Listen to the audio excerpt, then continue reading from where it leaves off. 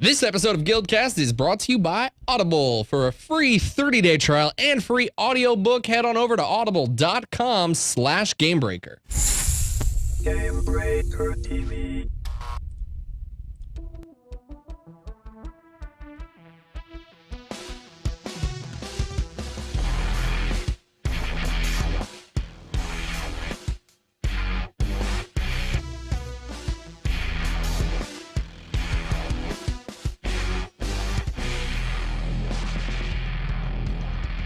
Hello, everybody, and welcome to GuildCast number 88. This is September 27, 2013. I am Mike Shapnett, and you are watching GameBreaker. Gary is away on vacation. He's in Europe right now. So any of you EU fans, hey, I'm sure, you know, EU is such a small place. If you see him on the side of the street, say hi. I don't know. Coming up tonight, Twilight Arbor 2.0 is on the way. ArenaNet are still all about the living story and more free trial action, all that and more. But first, you guys know him, you guys love him, Mr. Bogotter himself, Richie Procopio. Howdy, Mike Shapnett. Howdy, Richie Procopio. How are you? Doing fantastic. Can just for the rest of the show, can we just refer to each other in like full name format? Anytime I reference Richie, I have to say Richie Procopio. You can include my middle name and the fact that I'm a junior if you'd like. I'm a junior too. Holy crap. All right. Nice. Yes. All right. I have a third. My son is the third. See, I got to decide if I'll continue on the generation. Let's just go ahead and jump right into some Guild Wars stuff. So, now I know all of you guys are probably getting your planties in a bunch, but try not to, because we've got some Sylvari action going on in the next update. You like that, Richie? You like that? You like that, planties? Are you wearing planties? I'm wearing planties, but not panties. Sylvari, Nice. plants, get it, chat room? It's a joke. Twilight Assault is kicking off on October 1st, and it's looking like we're getting a very Sylvari-focused update here. So far, all we're really seeing from this update is the Twilight Arbor dungeon, correct?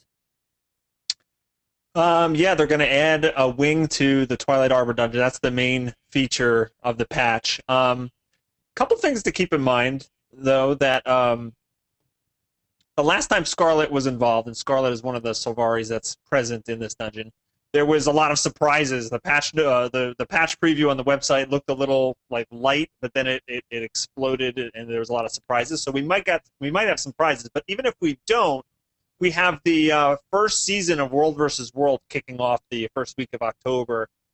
So while that's not like new content per se that's going into the game at the time, it is a big development that's going to kick off roughly the same amount of time. So I wouldn't be surprised if the patch itself is a little bit light, because a lot of players are going to want to jumping into World vs. World for the season start. So. Now, this actually falls in line with ArenaNet's philosophy of sort of updating their dungeons through the living story. We've talked about that before, and it looks like they're holding true. They want to kind of justifiably update their dungeons when the story dictates it. Yeah, it's actually interesting because like we've been hearing for a long time, hey, we want to revamp the dungeons, we want to make the dungeons better, right? And they went back and they did Ascalonian Catacombs months ago, and they tweaked some of the encounters. They made it more challenging. They made it better overall. But then they started saying, hey, we want to update the dungeons when it makes sense to the story. We're not just going to go back and revamp them for no reason. And so when this first started getting previewed, I was like, oh, okay, they're going to update Twilight Arbor with this patch. That's cool. But they're actually not. They are not updating the three branches that are currently in that dungeon. They're adding a fourth branch, a brand new branch to the dungeon that Scarlet's going to be involved in, and it's going to be a level 80 wing of the dungeon, which is weird because I think the other wings I think are level 50-ish, and so there's going to be like the story mode in 3 branches that are 50-ish, and then there's going to be one branch of this dungeon that it's going to be level 80. So it's a little head scratching. It's different than what we thought we were getting. It's not a revamp of the dungeon. It's a whole new Are you okay with that philosophy? I mean, sometimes developers create just really good stories around these dungeons. And I'll bring up World of Warcraft, for example. World of Warcraft's on this trend of going back and updating and revamping the lore in some of their old dungeons, but they completely erase the old dungeon. And I think this is kind of an interesting approach because it doesn't remove what people knew and loved. It's adding on. It's taking, you know, potentially what could just be more story that's going on in that area and telling you more without removing some of the experience. So I like the philosophy of doing it this way. Yeah, there's definitely a subset of people that say, hey, like, I don't want you to revisit all of the dungeons and all of these world bosses and do it. Like, make new stuff, right? And so there's really there's two sides to that coin. There's some people that say, hey, this is a subpar experience. We want a better dungeon, redo it. And there's other people that say, move on, create new stuff. So this is an interesting compromise. It's kind of halfway between. We're going back to a dungeon that you've been to, but we're adding a whole new wing to it. We're adding new rewards to it, new boss fights to it, and you can still do the old encounters as well. But yeah, I don't know. I think a good mixture, a healthy mix is always good. People want to see new stuff, but at the same time, you know, people want to see the older stuff improved as well. So as long as they mix it up. What do you think here? With all the older stuff in the mix, was Twilight Arbor in need of an update, or was there something else out there that you would have rather seen? I guess I can't even use the word update, but is there something else out there that you would have liked to have seen kind of changed or adjusted instead of Twilight Arbor? Twilight Arbor, it probably wasn't run very much. I knew, it's funny, the abbreviation for one of the paths, the FU path in the Twilight Arbor, and that stands for forward up. Yeah, the F, right. Yes. Right. But it was really an FU path because no one would run it. It was a pain in the butt, and it was bugged for a long time. And I don't think, you know, I never heard people calling out for Twilight Arbor runs. So this is probably one of the better ones to revisit. I personally would like to see them go back through Ara, which is the end game one with Zaitan. I think the Zaitan fight really needs to be redone. I think some of the paths are way too long with so much skippable trash and non-meaningful battles. And then you sprinkle in a really cool boss fight. So, you know, some of the Ara runs are really, really long, have some of the coolest encounters, but you have to slog through so much trash and other stuff to get there. So that's the personal one that I would like to see targeted. But Twilight Arbor is cool. I'm gonna enjoy it, I believe.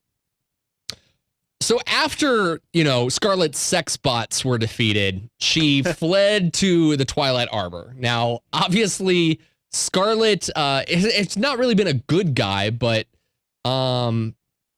did we know that she was connected to the Nightmare Sylvari at all? Or, you know, because it felt like just a little bit ago she was connected to the Sky Pirates, and now she's connected here to the Nightmare Sylvari. It's like she's getting she always gets the best of both worlds. She's always a part of the new stuff coming out. She always has cool enemies surrounding her, right? Yeah. Yeah. It looks like, because we just got a video from Eurogamer where they actually previewed some of the fights and stuff like that. It looks like she's bringing her Sky Pirates and her twisted machinery to this dungeon. So it's not necessarily that she's joined the Nightmare Court. It looks like she's moved in. She's changed some of it. She's made a secret facility out of part of Twilight Arbor. And it's going to be interesting to see whether or not Nightmare Court is with her, or they're fighting her too, or what exactly the story is here.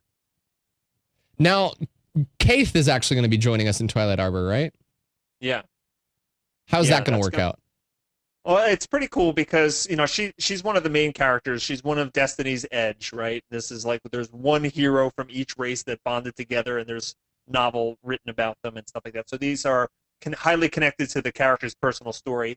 And at the end, spoiler alert, at the end when, you know, you face Zaitan, Destiny's Edge kind of gets back together for the first time. They had been friends for long ago. They had some issues and problems. They split up, and then they kind of came back together. But since basically the launch of the game, we haven't really heard from Kaith at all. So it's kind of cool that she's heard that Scarlet is holed up in Twilight Arbor and thinks it's a bad thing, and is going to, you know, enlist your help to try to, you know, take her out. So it's cool to actually see Kaith again. She's had very little to do in the living story up to this point, so I'm looking forward to that for sure. Now, how close do you think I would be if I was to put my plot, 101 hat on here, and just call Scarlet and Phelan, Kate's either evil ex-girlfriend? What are the chances of them hooking up and kind of making something happen? Yeah, I don't know. I hope Fallin is part of this patch, because when you beat Twilight Arbor on story mode, she's like the end boss, and you don't actually kill her. She gets away, or she either gets away or you just incapacitate her. I forget, but she's not dead. So I don't know if she's going to make a return in this, and what's going to happen? Is she against Scarlet too for taking over Twilight Arbor? Are they going to team up? Is Fallon going to appear and help Keith take out Scarlet? I don't know. It's going to be interesting. I really hope she's in it, because I think it's a really good character. And it's very compelling storyline there. Yeah, we don't know exactly what's going to happen. I don't think Scarlet's really the team up type. She seems to want to run the show, and Fallon is also a very strong personality. So I would see those two butting heads. But yeah, it could get very interesting. Moving on and kind of taking a look at the loot front, because honestly, it's an MMO. That's all that matters. Richie, I think you're happy to say that you can add a new backpack or a back piece to your collection here. You excited? You excited about this one? I can add a new backpack to my bank. Can only wear one at a time. You'd be happy about that one for sure. That one looks pretty cool. It does. It's like a, maybe for an engineer. I think that there's several back pieces that are very engineer friendly. Yeah. It kind of. Is it just because I mean, is it the electricity? It looks like a very like a centrifuge or something that's like generating a lot of electricity. But the other thing is, if you look kind of right here, like the boiling over slime, it almost kind of looks like it's like a pot or a kettle or something. Like something in there is starting to seep out from these cracks. And I don't know, it's battery acid. Your back piece is oozing. That's, I don't know, maybe you should get that checked. You might not want to wear that. That might, cause long-term effects. Yeah. There's also actually been a wide range of new and shinier nightmare weaponry. So here's an example of one of those. Yeah, I'm super excited about this. This looks pretty badass. Yeah, the cool thing about this is like you can spend the dungeon tokens that you get by running this to get the nightmare weapons. But I love that in this new wing, there's going to be a rare chance for the creatures inside to actually drop basically a shinier version that has a glow effect, right? But it's different than the ones you can buy, and that's something that's been missing. And I've talked about this before. That's been missing in the dungeons of Guild Wars 2. That whole chance of getting loot while you're running through it. What happens is you run through these paths and you get guaranteed tokens, at the end of it. And so you can kind of figure out on the vendor when you're going to get different pieces of loot. So let's say you're going for the nightmare weapons or nightmare set. You can actually know in advance, hey, I'm not going to get anything cool from this dungeon run. I'm just going to get tokens, but I have to run the dungeon 3 more times before I get my weapon or armor or whatever. So I love the fact that now there's rare chance for the creatures in there to actually drop something. So it makes it exciting. You can run it. You never know if you're going to get one of these weapons, and you're still working towards rewards, that you're going to get. I hope they update with some new rewards on the vendor for it, so that you have reasons to go into the other paths as well. But I love the fact that there's going to be a chance to get something shiny and cool from a dungeon run. Now, that actually wasn't all there was. There was one more thing. Aether keys can now be found throughout Maguma Jungle, which unlock Aether chests in Twilight Arbor. So is there any idea on what's going to be in those Aether chests? We don't have any information on that. I assume it's going to be a mix of things like gold and karma and maybe some crafting materials, maybe even a really rare chance to get one of these nightmare weapons. But it sounds like a reason for people in this patch to actually do something in the world, right? There's going to be people going through the zones in the Maguma Jungle, finding these things, and then going to run the dungeon so they can use the keys. So it's just a way to make it not only about the dungeon, actually have people out in the world. So they do that quite frequently with the content site. They give you some central area to do content, but then they also say, all right, well, here's some extra achievements or activities that you can do out in the open world. So I think that's kind of what it is. but I don't know what's in the chests. What's in the box? What's in the box? What do you think this has to do, though, here with implications for stuff like Living Story in terms of the open world? Because there's got to be some craziness there as well, because these keys have to come from somewhere. Yeah, I don't know if it's going to be like, I don't know, are these going to be like dynamic events that are in these zones that reward you with keys, or is it going to be just like a scavenger hunt thing that you run around and hopefully you come across them? I'm kind of getting a little sick. I actually saw a post on Reddit recently, and I totally agreed with it. They said that they're getting, a lot of patches have this thing where it's like, there are hidden things in this zone, and there's only two ways to go about completing this content, right? You either try to do it yourself, and you're basically just running around these huge zones, trying to jump up every mountain, look under every rock, and trying to find them. You could spend hours trying to find the 10 things that you need, or the 5 keys that you need. Or you go online and you go to a site like Dolphy or a video guide or something, and somebody who's already done it, and then you're following exactly where they found these things. And it's not compelling either way. Either way, you're either following a guide and it's doing it for you, or you're trying to do it yourself, and it's like mind-numbingly boring. So I hope it's just not one of these standard things where, yeah, we have keys just scattered around randomly, go find them. So, because they've done that a lot, and I hope they come up with some new tricks. If this does just end up being a dungeon update, it feels a little light for ArenaNet standards. We've gotten some pretty big things in the past, and this just doesn't feel like as much by comparison. And I mean, also, you know, this is obviously Scarlet that we're talking about here. We know that she likes to throw surprises our way. So, do you think that it's just a dungeon update, or is there something that ArenaNet's kind of trying to hold as long as they can, if not until it actually hits?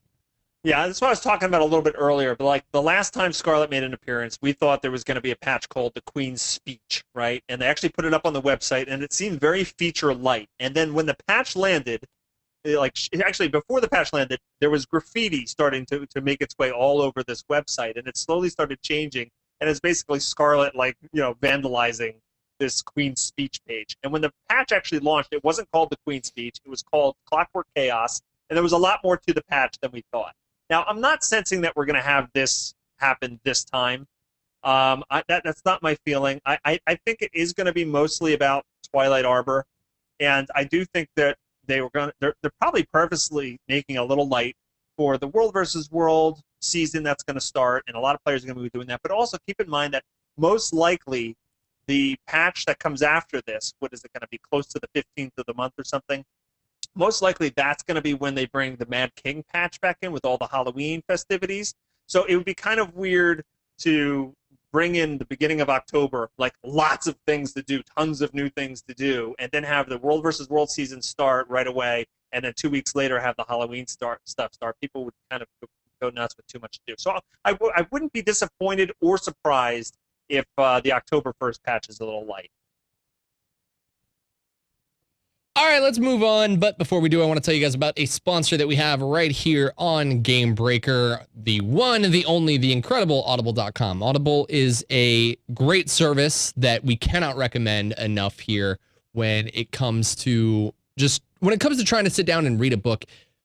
I don't want to say there's never time to read, but it becomes harder the busier you get. You know, Richie, you can probably speak of, you know, you get older, you have kids, you have a job, things start to get busy. It becomes harder and harder to make time to do things. And reading is just one of those great, what's that? I think you just called me old.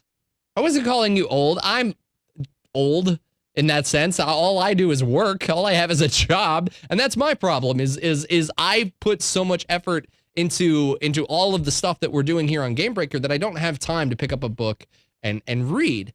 And that's why Audible's so great, is Audible offers you an ability to listen to audiobooks when you have the time, when you're doing other things.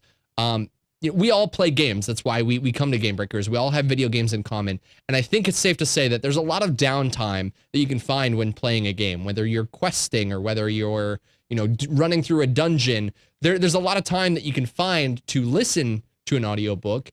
And even more importantly, you know, a great service that's on Audible. A lot of you guys might still be in high school. I know when I was in high school, one of the English books that we had to read was The Scarlet Letter. Now, if you guys, obviously, a big part to writing reports, a lot of people know of Cliff Notes. Well, guess what? Cliff Notes are available on audible.com. Where was this when I was trying to write my report so many years ago? 4 hours and 34 minutes, and you can get the Cliff Notes of The Scarlet Letter read to you. Oh, sorry. I know this is an advertisement and all, but that makes me sad. It's great. It's great. Don't judge. Don't judge. But they've also got a lot of great video game related topics. You know, I'll bring up here if I can actually use the keyboard properly. If I type in Diablo, there's a Diablo 3 The Order book, as well as a whole bunch of other World of Warcraft books, a Darksiders book for any of you Darksiders fan, which I think the Darksiders 2 came out earlier last year, maybe earlier this year. StarCraft, just a lot of video game related topics. So even if you're not going the Cliff Notes route, there's a lot to be had for video game fans on audible.com. So be sure to go check it out. And when you do, head over to audible.com/GameBreaker and you can pick up a free 30 days as well as a free audiobook so you can get started today.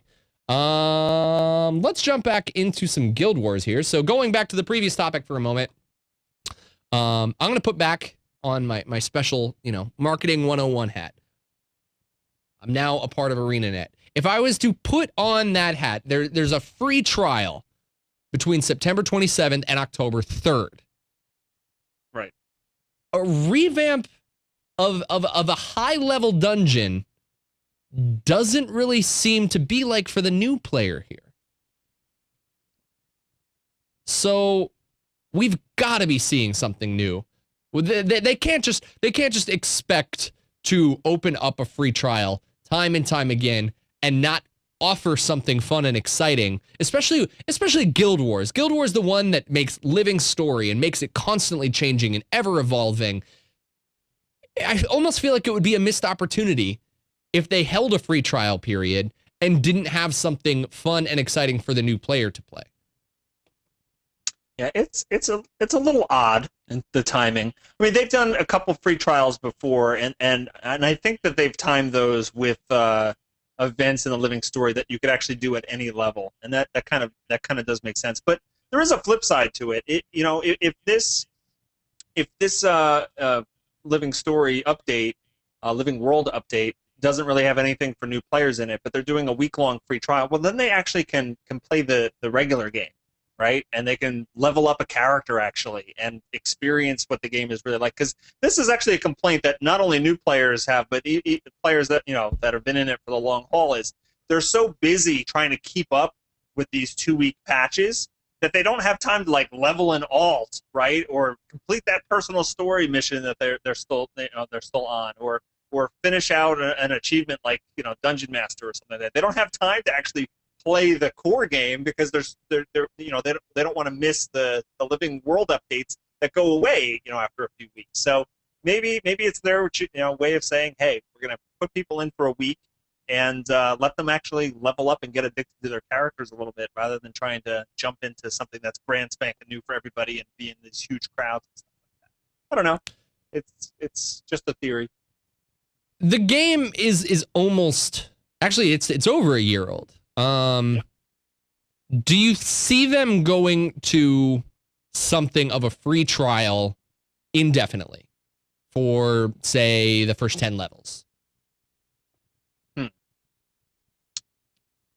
I think anybody who is going to try this game out of the gate, no money down, and throw money down without knowing anything about the game at this point, has purchased and tried it.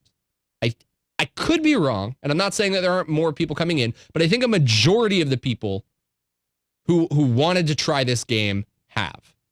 Yeah. So it might be beneficial to open up the start at free. I mean, even World of Warcraft does this. Yeah. It's a good way, and again, to bring it back to just how good the experience is to play Guild Wars, especially 1 through 10. It's got a great introduction to the game. What better way to get someone to purchase than to let them play the first 10 levels?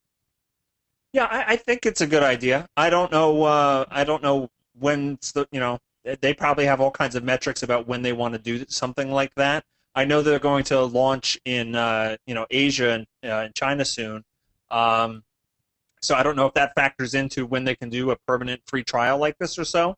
But yeah, Guild Wars definitely benefits from having more and more players, right? They're making most of their long-term revenue at this point from the gem store and not box sales. So the more players you can get in the game and playing the game and into their characters and really want to see the updates. Yeah, it does make sense to kind of offer. Give them the early experience for free for a while. That said, they are doing more rapid free trial, weekends, and this is the first time I think that they're doing a week-long one. And they're coming more frequently. I guess the benefit of having, let's say they just had a free trial for 1 to 10 experience or 1 to 15, whatever it is, and they just left it open all the time. Well, then the maximum someone's going to experience is that level 15, right? With these free trial weekends or this free trial week that's coming up, if you have players that are playing the game or you get really into it, I mean, you can get all the way to max level, right, in a week. So maybe that's more their approach, is they don't want to limit what they can do or where they can go. The game is kind of built more towards not like cutting you off at a certain point, like just being able to go into whatever zone and it down levels you and stuff like that. So maybe this is the approach that they're really going to stick to. I don't know. It's a tough call. I can see it both ways. Let's move on. ArenaNet has confirmed that Tequatl is getting stronger. Is actually tied to the living story, and that more will be revealed later. So we speculated, or actually you guys speculated on this last week, so it's kind of good to hear more coming from the Dragonfront here. But is there any idea on the direction that they want to go with this? Do you have any theories about why he's getting stronger within the story? Yeah, it was weird because last week we talked about that, and I think I said something like, yeah, it doesn't seem to be tied to anything, right? It just, the dragon's suddenly stronger. It just seems like something that happened. Well, and then they went on record and said, actually, no, we have reasons behind it. We just didn't show you that yet. So, okay. So I guess we have to be patient to kind of figure out like what is happening. Why did Tequatl get stronger? I'm glad that they have a reason for it, and I hope it makes sense and it's kind of exciting. My guess or my hope it would be that it's Zaitan is stirring again, or there's maybe he's, I don't know, there's some remnant of his spirit is left behind that we're gonna have to go slay, or some, maybe I'm hoping for some sort of tie-in to Zaitan. And the living story eventually focuses on Oregon, and maybe we can, cleanse that whole area or something like that. That would be really cool to me. But I am glad that they have some reasons behind this, and we'll have to wait and see. How's Tequatl doing? I mean, it's been about a week, and is the loot, still enough to get people to go for him? Yeah, I'm a little like sad, I guess, because it was very exciting the first week, and it seems to me like now very few groups, at least on my server, are actually taking it down. There seems to be a group that will take it out right when the server times reset and you can get your rewards again, and then the rest of the day it's just fail. Even if you somehow manage to get on like the Blackgate proper server, even if you're on TeamSpeak, there's just not enough people. There's not enough, desire, I guess. I don't know. But I haven't been able to beat. I beat it 3 times last week, and I haven't beaten it since. So yeah, it's been a little sad. Big shout out though, going to Tarnished Coast server, who took Tequatl down second on the North American servers. So I mean, who says role players can't play the game? Come on. That's awesome. They're getting them, Richie. You saying that role players are better than you? No, we took it down first. Oh. I was on the first server. I didn't know that. My apologies. Our peers, our peers, But Richie they got Procopio. second. Richie, yeah, I know. Richie Procopio's up here. I did hear that everyone is pretty much guesting over to Blackgate to try and join in on the kills, though. Is that true? Yeah, yeah. So Blackgate got the first kill, and then everyone was like, "Well, I want to get my kill." A lot of people kind of started guesting over there. So it's very difficult any time of the day to get on the Blackgate server in Sparkfly Fen without getting into an overflow. And I actually heard this is kind of funny. What happened was they had a large group of Blackgate, mostly Blackgate folks on the server's TeamSpeak, and they were waiting for Tequatl to spawn. And this happened last week. And ArenaNet did a patch, so everybody had to log off. They had to log back in, and then most of the people that were on TeamSpeak couldn't get back onto the Blackgate server. There were so many people trying to get in there. So they actually said on TeamSpeak, all right, we're going to go guest on a low population server. So they guested to some, I forget which one they went to, but they went to some other world. They actually told the people on that server in map chat, hey, here's the address for our TeamSpeak if you want to join us. And they actually, helped that server get a kill on their server. So it was pretty funny. Like if you can't beat the people rushing your server, go to somebody else's just leave. server. Yeah. You know what? We're just gonna leave and get away from all these noobs who are coming over here. Yeah, it's a little ridiculous. All right. One more time though, I want to tell you guys about another sponsor of ours. We got to pay them bills. I'm sorry, but hey guys, help support our sponsors. You help support us, and we keep these shows going. So I want to tell you guys about Shutterstock. Shutterstock is a great service for anyone in the creative industry, and I can't tell you how much that we use it and how much the industry uses it. I was actually, Richie, do you watch Dexter at all? I think I might have talked to you about this. My wife is a fan, but It's a show. Watched it. It's a show on Showtime, and I was watching it both last week, and the series finale was last week. And the week before, there was a big hurricane that was coming, and I was watching Dexter, and on the TV, there was like a fake news broadcast, obviously talking about the hurricane. And not gonna lie, dead serious, I saw this exact graphic used. So it was just it was crazy to see the application, and it was really funny because just weeks before, the only reason I even knew this was because just weeks before I had brought this graphic and this tornado alert one up as well as examples on the Waypoint show that I was doing. But it's funny if you really open up your eyes. And I actually ran another contest on an episode of Waypoint that I just released today. I issued a challenge to the viewers to go out and tweet me a link to something that they could find in new media or in traditional media. If they could tweet me a link for something that used Shutterstock, I would give them free Riot points. Within 20 minutes, someone was able to find Shutterstock images that were being used, and it's all over the place. I don't want to say everyone's using Shutterstock, but everyone should be using a Shutterstock. It's a great service that offers a bunch of awesome assets that would just take forever to make yourself, and there's so many things that you can do with them. I really like this one. I constantly bring it up. I think that you could easily put a guild name, right in the middle of this circle, and then have this really cool, awesome green explosion, and then guild method or whatever the case may be. But there's so many cool assets available on Shutterstock that if you guys have not checked out Shutterstock, it's a great time to do so. And if you guys head on over, be sure to use the offer code GameBreaker9 and you'll get 25% off of your account. So please go check out Shutterstock. Support them, support us, support GuildCast. Let's move on and talk about everyone having access to the Looking for Group tool. I would have asked both you and Matt what your guys' experiences were, but since we don't have Matt, what's going on, Richie? Have you had a chance to jump in now that it's available? What have been your experiences? Yeah, everyone seems to have access to it now. It still says beta, but I haven't heard anybody that doesn't have access to it now.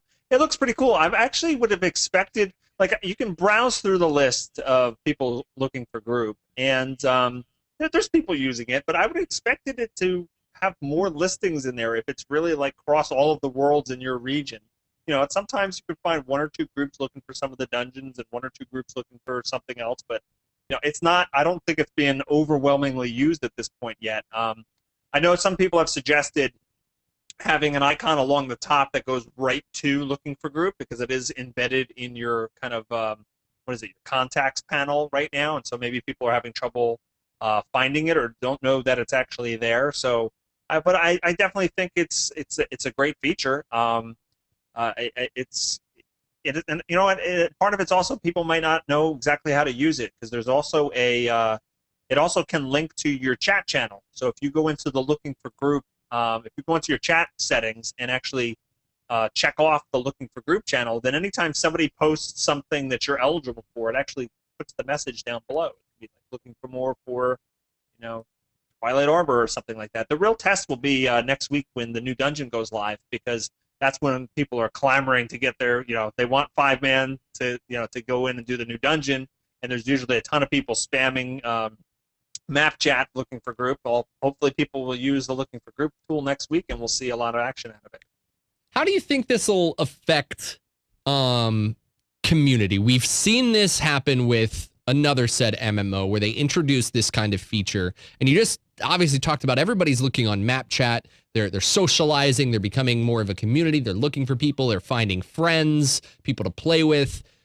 Yeah. Do you fear the introduction of this tool is going to have the same repercussions that it did for other games and maybe take away from the community a little bit? The main difference, Mike, is that it's not a auto matchmaking tool. All right, so you don't queue up for it, and it doesn't just throw you into groups. So it's different than something you'll find in World of Warcraft. You actually still have to make a group. So there's two ways to do it. You can either advertise a group. So let's say you and me are trying to look for more people to run the dungeon. We would actually click advertise our group. It would show that you played a warrior, right? Yes. So it would actually show there are 2 warriors looking for more for like Twilight Arbor or something like that, and we can actually specify we're doing Path 1 or or Speed Run or whatever. We can actually put whatever we want in there, and then we can just leave that listing up there, and other people will have to click in, and if they want it, they can join our group. So a party of 1, 2, or 3 people would be able to join us until we got 5, and then we could actually go to the dungeon and do it. So there's still that social interaction. You still have to talk to other people. You can still ask people. You can ask people questions that are there, and there's no auto joining to it. What it does is and I said this last week. This game launched with the ability for you to do dungeons cross server, which is a feature that tons of MMOs would love to have, and they had this at launch.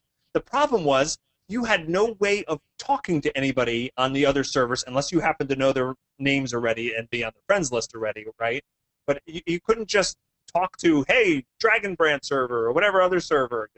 Anybody want to do this? So this actually gives you a way to find people that might be looking in a different world and allows you to group up with them. So it is a different system. So I don't share those same concerns about that loss of community, because it still requires you to actually talk to people, post your links and stuff. Last up, now I don't know if this is just a very loud vocal minority here, but I've heard some hate about the overflow system. So am I missing something? Because what's going on? Why are suddenly people up in arms about the overflow system? So, I mean, when the game first launched, the overflow system was looked at as a good thing, right? You don't ever have to sit in queue to get into the game or anything like that, because if a map is full, you just get put into another slice of it called the overflow. And the overflows are cross world, so you actually would play with people from other worlds, whatever, and it's fine. But the last few patches, have been introducing things out in the open world that just attract a massive amount of people to one area, to the point where there's more people that want to go to that one map than they have room for. So, for example, the Scarlet invasions last month, they would say, hey, there's an invasion starting in, Iron Marches. Everyone would go to Iron Marches. Now, if you got into an overflow server within the first 10 minutes of that invasion spawning, well, great. Then you got in, and the Scarlet invasion would actually kick off in that overflow too. But if you were there at 11 minutes, Well, then you get put into an overflow where the invasion's not taking place, and you just sit there, twiddle your thumbs until the next hour, and you can hopefully get in. Now, with the Tequatl fight, it's the same kind of thing. Tequatl, everyone wants to get on the main server of your world so they can have the best chance of killing Tequatl.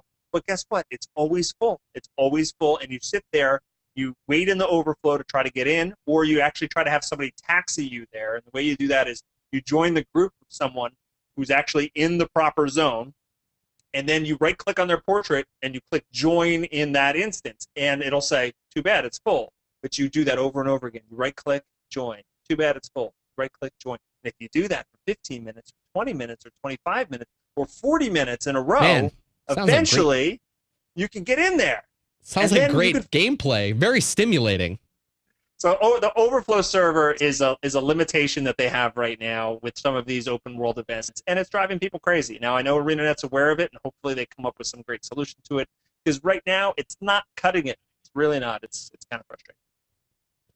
Richie Procopio, you can follow him right down there at Richie Procopio. Be sure to check out his YouTube channel, Bog Otter, as well as catch him over on Zam Official. Richie, got anything coming up here in the next couple days? I've got Nexus Talk on Zam Official going out on Monday, talking about WildStar, and on my YouTube channel, my personal YouTube channel, I'm going to have a video coming out soon that I've been working a lot on that is going to be a guide for players who want to return to Guild Wars 2 after taking a break. Cool. So be sure to check that out, guys. It'll be really awesome. And it's just one more time. That's youtube.com/bogotter. BOGOTTER, correct? That's right. Be sure to go check that out. So you guys can follow me right down. Well, I keep saying that, and then I back myself into a corner because I don't have a lower third for this show. But you can follow me at Mike Schaffnitz. Be sure to catch us up over on GameBreaker TV. We've got a lot of MMO news that goes up daily. Whole bunch of stuff. If you guys just aren't into Guild Wars, I guarantee you there's something for you to find on GameBreaker. So be sure to check it out. Follow us on Twitter. Check out our Facebook page. And thank you guys so much for watching. Matt should be back hopefully next week. Gary will not. I'll see you guys one more week. And Richie, thanks so much for helping out with the show. We'll see you guys next week.